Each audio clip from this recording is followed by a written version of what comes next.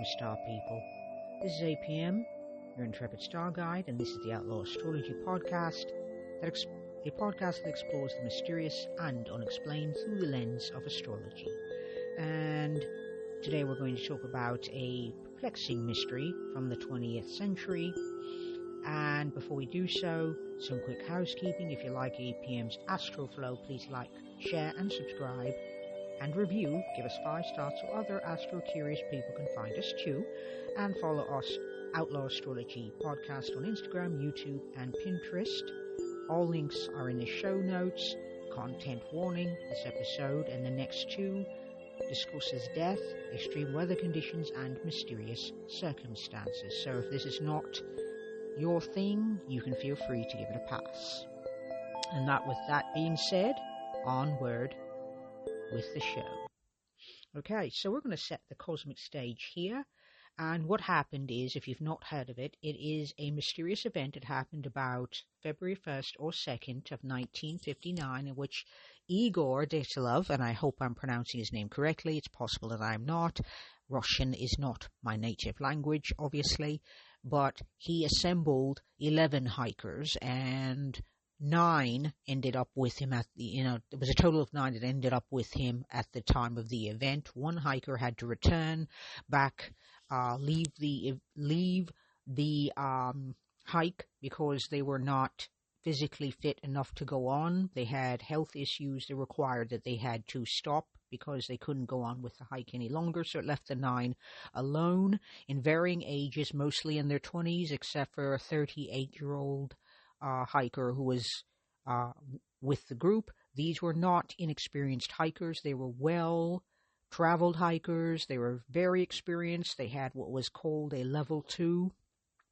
which was at that time, this is 1959, keeping in mind this happened in what was at that point Soviet Russia, and they started out in late January. It was very, very well planned. It wasn't like they decided to just go out and hike. They decided with a plan. They had their route planned out. They had the supplies they needed. They had tents. Everything seemed to have been accounted for and should have been planned and had been planned for. And yet, the thought that I think about when I think of events like these is that one does not know. That is what the unknown is about. One does not know. You can plan all you like and plan well, and still things can go for, step outside of what you think is possible. So in this case, let's look at the stars. So that's the setup. What happened was they all went out. They had a well-planned route. Everything was thought of. They told people. It wasn't like they went up there alone and unprepared. They were ready to go. And at some point, on either the 1st or the 2nd of February, something went terribly wrong. And for some reason, they cut themselves out of their tent and were not suitably dressed for the sub-zero temperatures nor for the deep snowfall. And they found different members. Eventually, they found all of them are no longer alive, deceased, in varying states of undress, with varying injuries and body parts missing. And for quite a few years, nobody knew what the mystery was. Nobody knew what happened. Everybody had a guess, because I've heard this story. I didn't know it was called this, but I have heard of it before. And it was a mystery that lasted for well over the 20th century until the 21st century, when we have some theories. And so Uranus was in Leo at that point, and it was squaring Neptune in Scorpio. Now you'll see that Leo is a fire sign, Scorpio is a water sign. So naturally there's a clash there. There is adventure. Wanting to go out and discover the unknown. Now, I am not the sort of person that likes to go out on hilltops and hang around. So you'll understand if I'm a bit squeamish on that sort of thing. So I don't understand people who feel the need to do such things. So they decided in early 59 to form that expedition. There were documents found, and it was named for the 21st Congress of the Communist Party in the Soviet Union, and it might have been dispatched by a local organization. Igor Dyatlov was a 23-year-old radio engineering student at Ural Polytechnic Institute, now known as Ural Federal University, and he assembled a group of 9 others for a trip, most of which were fellow students and peers at the university. The initial group had 8 men and 2 women, but one member, as I stated, had to return back to camp. So at that point, grade 2 hikers, that was a lot of ski tour experience, and they would be getting their grade 3 certification upon their return. Candidates had to traverse 300 kilometers, that's 190 miles, and the route was designed by Dyatlov's group to reach the far northern regions of the Sverdlovsk Oblast and the upper streams of the Lozva River. And so the Sverdlovsk City Route Commission approved the route. So, as you can see, it was planned. People knew about it. It wasn't as if they just walked out there. They even planned very far ahead with the Committee of Physical Culture and Sport. They confirmed a group of 10 people. That was as early as the 8th of January. And the goal of the expedition was to reach Otorten, which is a mountain of 10 kilometers north of the site where the incident occurred, and this route was estimated to be a Category 3, and it was undertaken in February, which is a very difficult time to traverse. On the 23rd, in 1959, the group issued their route book, listed their course, following the number 5 trail. At that time, the City Committee of Physical Culture and Sports listed approval for 11 people. The 11th person was named Semyon, and who was certified to go along with another expedition of similar difficulty. And the group left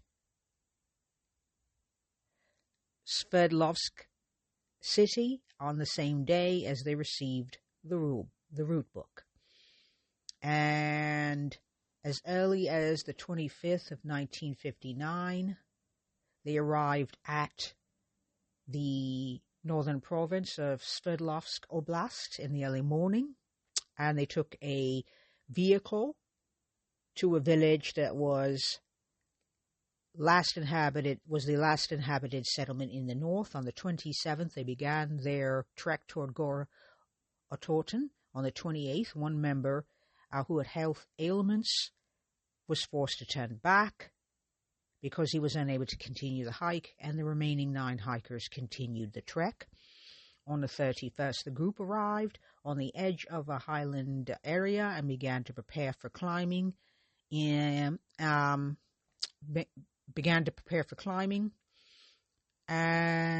they went on to do that, and they were trying to get over a pass.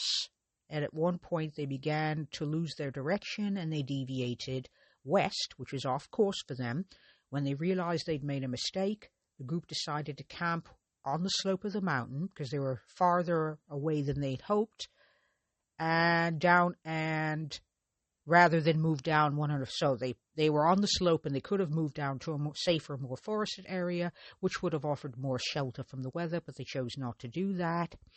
They didn't want to lose the altitude they gained, and so they decided to practice camping on a mountain slope.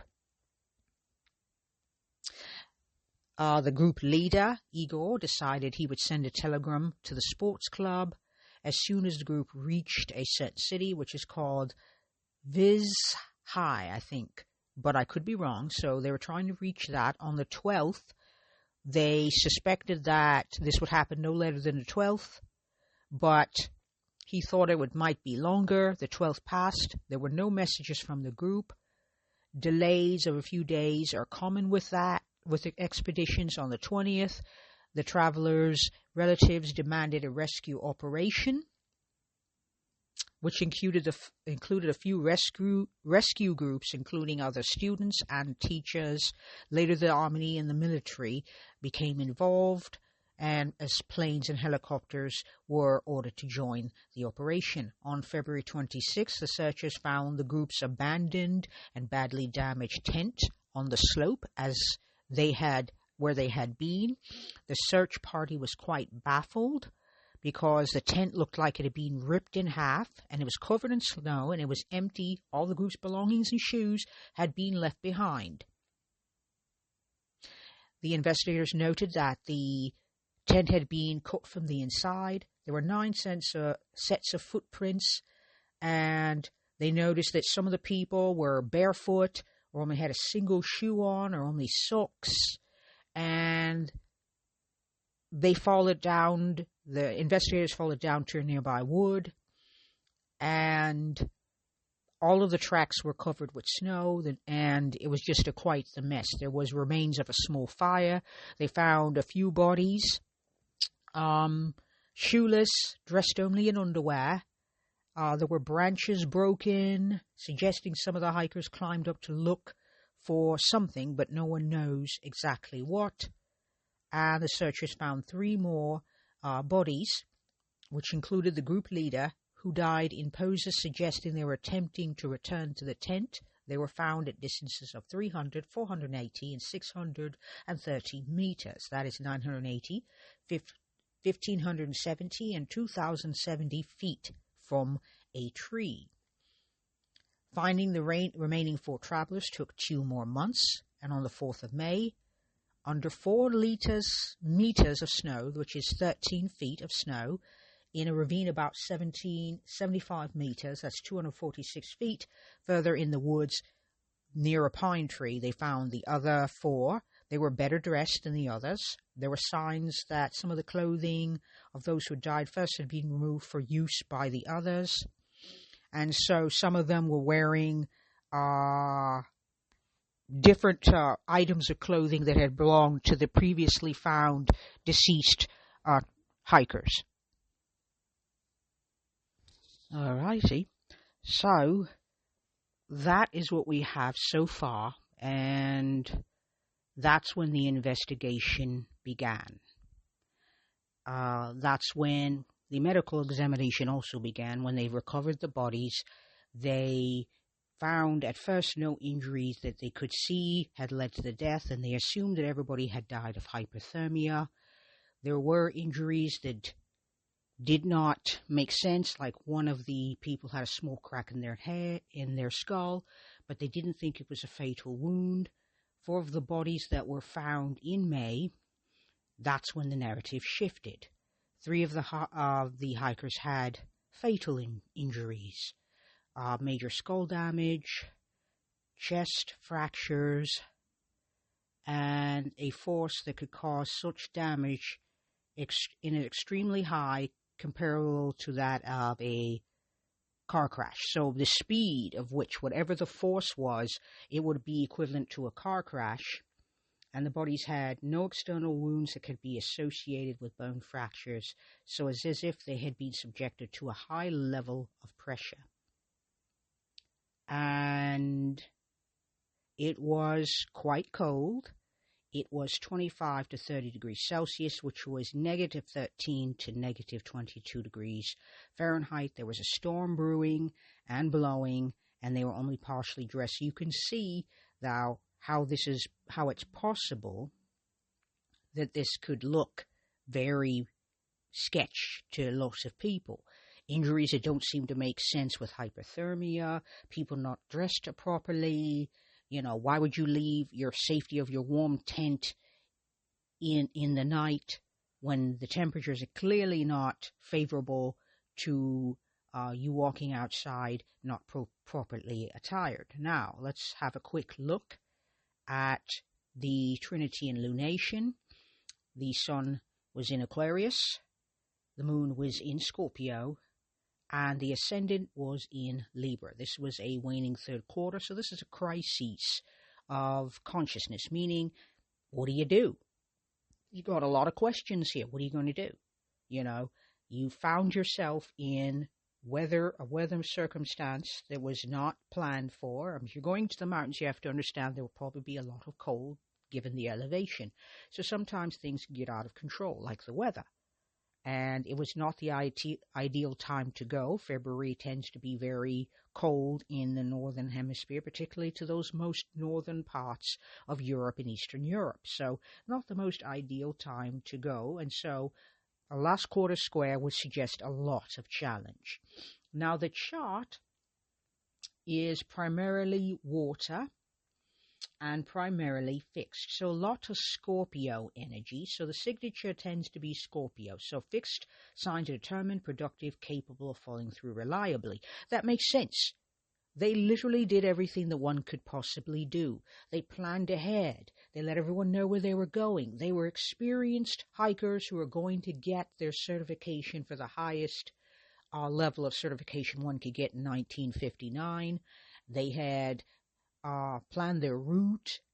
They did their due diligence. They did everything they were supposed to do. Now, Earth manifests as being practical and productive, which, yes, you would absolutely want to make certain that if you're going to undertake this, that you have planned so that everybody involved can be safe. Lots of sextiles in the chart, so that's possibility.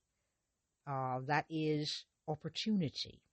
Okay, and if we're looking at the hemispheres, the south holds sway. The south is basically about conscious and objective. That means the out there, the transpersonal, what everybody else is doing. And it tends to be more of an easterly, which means output stream, asserting your energy towards others into the environment. So this was done more of a challenge. That's my assessment, rather than, trying to do this to go get herbs or something. So as I said, Uranus in Leo squaring Neptune in Scorpio. And the reason why I mention that is there's a clash between adventure and the unknown. Uranus is hanging out in the 11th house in Leo. It's more important that we look at Uranus in this house first. That is the house it likes to be in, so that's great. But however, it's in Leo. And Leo is not a comfortable sign for Uranus to be in, because Uranus is the shot caller for Aquarius, and Leo is the sign opposing that, which is more comfortable in Leo being in a sun sign, being in the sun, or maybe even Mars, for example. So the unexpected is what Uranus brings whenever it appears in a chart. So it's awakening, and it's the unexpected. And in this case, the shocking change in the weather and the unexpected, that even though you have planned well and done your due diligence, look at that Pluto and Virgo, that sometimes you will get confused. That's Neptune and Scorpio.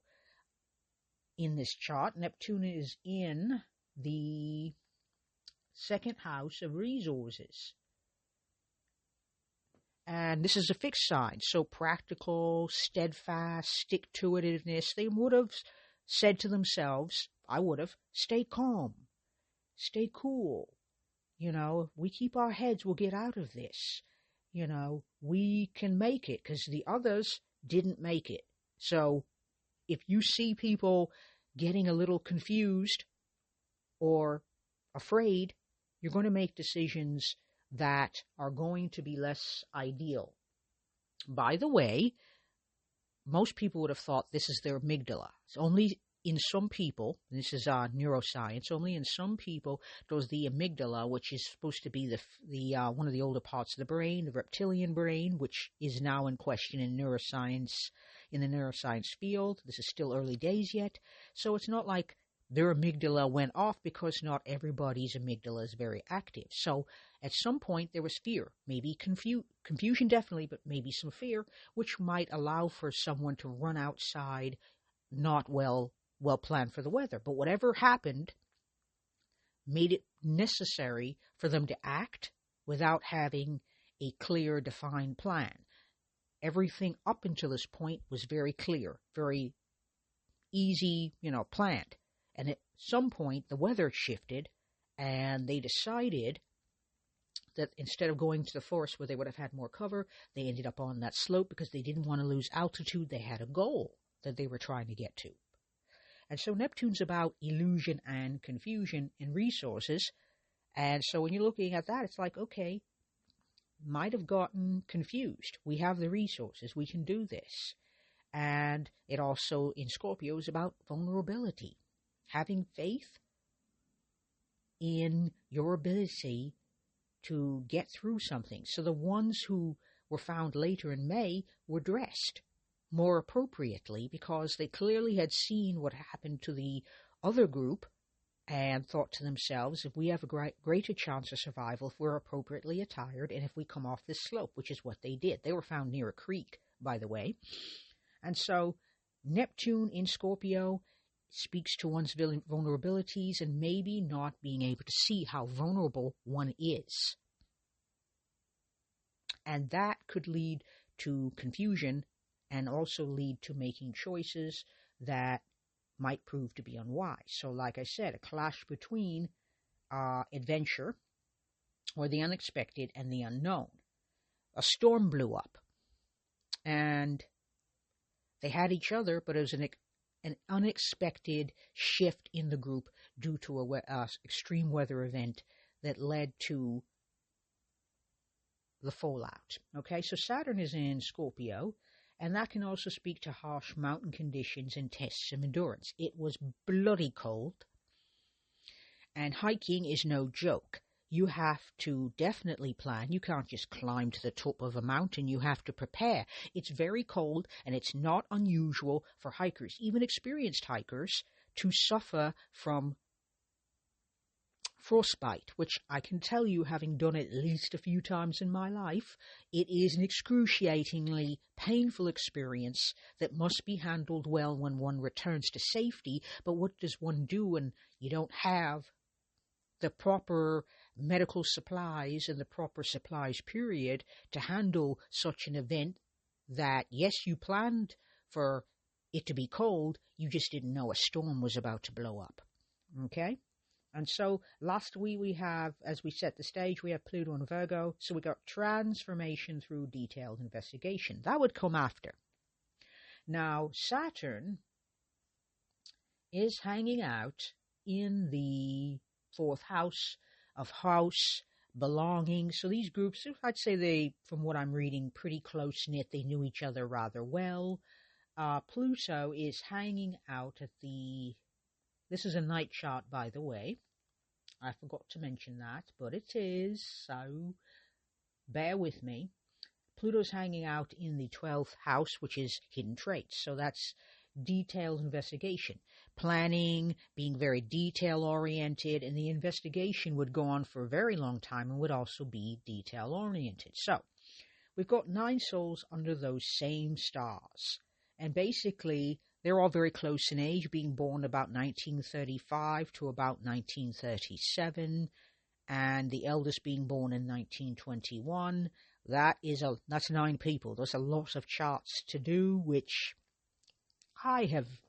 that's way too many charts for me to do for this particular episode. So what we're going to do is focus on the stars. Now, Mars was in Leo, and Pluto, Mars was actually, let me double check before I say that.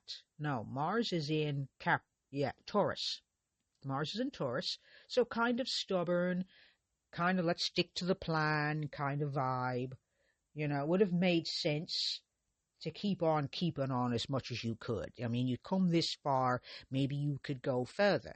Because what I don't see in the reports that I'm looking at is that they said, you know what, we should probably turn around and go back. This isn't going to work out. We've already lost a lot of the people in our group. We should turn around and leave. So I'm getting the sense, or at least my interpretation is, that maybe they thought they could still find some way to save the expedition, as it were. So we have Mars in Taurus, and we have Pluto in Virgo. Mars is at 25 degrees. Thought I'd share. And we've got Pluto hanging out at the bottom, where is it at? In the 12th house. Pluto's at 3 degrees. Mars and Pluto are actually in what would look like a trine, by element, but is actually, point of fact, a square. Because Pluto's at 3 degrees in early Virgo, that's actually a square, so it's called a dissociate square, in that I say it's probably playing a little bit more friendly because these two planets are both in Earth signs, but it makes it the potential for very forceful events, particularly because Mars and Pluto are both very forceful planets. Pluto is considered the higher octave of Mars, so Mars in Taurus is stubborn and has a certain determination and stick-to-itiveness. In normal circumstances, this is ideal. But would it be ideal if you're in a situation where things have gone pear-shaped rather quickly? And this is not to blame the hikers in any way, shape, or form, simply to say that even when we feel our most capable, we are also sometimes have blind spots. Consider that the 12th house is also unconscious blind spot, that sometimes detailed planning doesn't always lead to the best outcomes or doesn't save you from those outcomes. The moon is in Scorpio, so Mars is hanging out in the 8th house, which is where Pluto tends to prefer to be, and Pluto's hanging out in the collective unconscious realm that is known as the 12th house. So that's hidden habits and also the unconscious. So they might not have, and most certainly were not aware that one can plan so studiously to the detail and still have things just go completely pear-shaped out of control. And so moon in Scorpio, we're looking at not unusual circumstances. I would say we're looking at vulnerability, in emotional vulnerabilities, that you would be afraid. Moon is about your safety needs. Your goal would be to share that vulnerability, safety in numbers, so you have the greatest chance of survival. Now that moon is hanging out in the 2nd house, and it's at 11 degrees. And that's basically the Aquarian degree. So yes, group dynamics, unusual circumstances. Circumstances most certainly were unusual. They were ending up in an extreme weather event, had already lost friends and colleagues, and we're still trying to figure out how the hell are we getting out of here. So that 11 degrees is saying, yes, group dynamics, safety in numbers. Let's get together and try to pool our resources and see if we can get the hell out of here. Okay? And so we've got the cosmic forensics is what I'm calling it. So the transits at that point is emphasis. We're going to be looking at the outer planet activation. So let's do so quite quickly. I don't want to overload anybody. I just want to give you something to think about. So, already talked about Pluto and Uranus, which are in the 2 adjacent houses. Uranus is in the 11th of community, so unexpected group dynamics, unusual circumstances, and, you could also see a self-expression in play. Some people enjoy hiking as a hobby, so it's like, definitely a hobby, but definitely unexpected happening to your community. And Pluto would be a transformation, which also could be, death. Let me find. Chiron is hanging out at 21 degrees in Aquarius in the 5th house. So being able to innovate, because the interesting thing about extreme circumstances is that unusual occurrences, unexpected, you have to think outside of your comfort zone. That's what the moon stands for. The moon stands for I'm vulnerable, I'm scared. Sometimes that means you withdraw and you close down. But the sun is also in the 5th house. It's also at the 11th degree, just like the moon. They are enjoying a square. So the sun and the moon are in a square, as I've said. This is a last quarter square. They're both at the 11th degree. And so this is definitely about group dynamics and usual circumstances and the hope that one can survive said circumstances with the others who are still living, trying to to do the best that we can, is how I would see that. As I've said, Neptune is in Scorpio. It is 5 degrees off that moon. So that's a pretty wide conjunction. And that basically means confusion. Absolutely confusion. And let's find out, let's see what Jupiter is doing. Because I like to know. Jupiter is also in Scorpio. And it's also at the 28th degree. That is a 1 type of energy. So bold, actions, independence. Let's figure it out. We can do this kind of vibe. Okay? And Saturn is at 2 degrees of Capricorn. It is at home in Capricorn, but it's in the 4th house where Saturn is not known to like it. This is a group that had a leader, and a very experienced leader, a diligent leader, and this simply goes to show that the unknown is going to tap you on the shoulder, even when you've planned, even when you think you've got it together, even when you have it together, even when you have the support of your community behind you. Things can still go awry. Now, let me talk about Chiron briefly. In Aquarius, this is a collective wound and healing journey. That basically means that's 5th house, that's speculative. That could also be about the future. The hope that we'll find an answer. The hope that we will understand. The hope that one day this will all make sense. Now we're going to take a quick look at the nodes. And that would be the lunar nodes. The south node is at 15 degrees of Aries.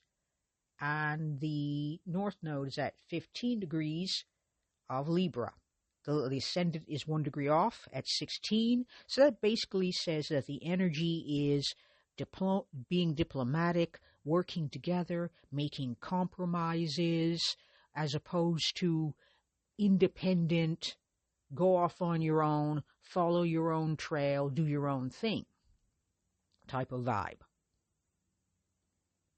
And so the energy is learning to integrate independence with teamwork, because I believe that they did their best, that they worked as a team to the best of their ability. And like I said, Uranus hanging out in the 11th house brings the unexpected. The chart ruler, by the way, is Venus. And Venus is hanging out in the 6th house, at 0 degrees, and it's in Pisces. So faith.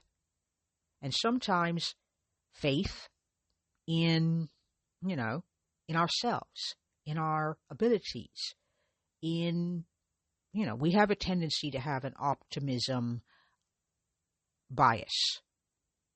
And because these people, all of them, were human, they too might have had that bias. Okay? So that's where I think we're going to stop for this particular episode, because I believe I could probably talk forever and ever on the topic. But we're going to go on for next week and discuss even more about this topic and how astrology can help us understand the mysterious, the unexplained, the unknown. Not so that we can just anticipate it, so that sometimes we can navigate it with a great deal more understanding and compassion for ourselves. Because as we've explored today, the stars tell a story of transformation through mystery. Sometimes the greatest wisdom comes not from finding all of the answers. Instead, it comes from learning to sit with the questions. Because as Trinity says in the Matrix to Neo, it is the questions that drive us. Until next time, keep your eyes on the stars and your mind open to the mysteries. This is APM. Peace and astro magic, star people.